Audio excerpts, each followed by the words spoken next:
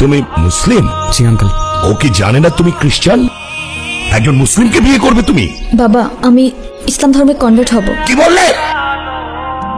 এখানে ওর কোনো দোষ নেই। ও যাই করছে সেটা শুধুমাত্র আমায় ভালোবেসে। দোষ যদি কারোর থেকে থাকে সেটা আমার। মারতে হয় আমায়, মারুন আপনি।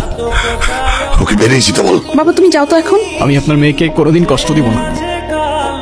মাফ করে দাও মানে? 4টা বছর পরে সে এখন তুমি মাফ চাচ্ছ? হাল ছেড়ে দিচ্ছ?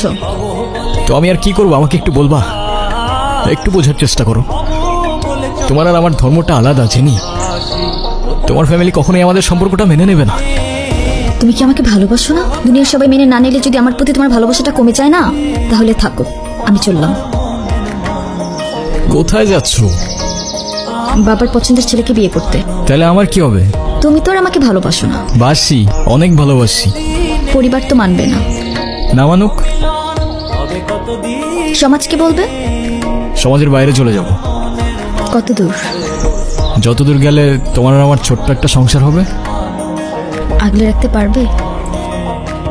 সারা জীবন।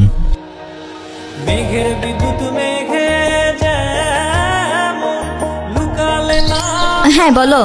কোথায় আছো তুমি? এই তো বাজার করে বাসায় যাচ্ছি। কেন? আগে বলো, গুড নিউজ শুনবা না ব্যাড নিউজ? ব্যাড নিউজটাই আগে শুনি। ব্যাড নিউজটা হচ্ছে তোমার এখন থেকে মাঝে মধ্যেই বাজার করতে হইতে পারে। কেন? কারণ গুড নিউজটা হচ্ছে নতুন চাকরিতে তোমার হাজবেন্ডের কাজের অনেক চাপ থাকবে এখন থেকে। কংগ্রাচুলেশনস। কিন্তু স্যার, আমি আর বাজার করতে পারবো না। যত রেটি হোক না কেন, বাজার কিন্তু আপনাকেই করতে হবে। কেন, কি হয়েছে? আরে ধুর, আমি একদমই দামাদামি করতে পারি না। আজকেও 150 টাকা ঠকে আসছি।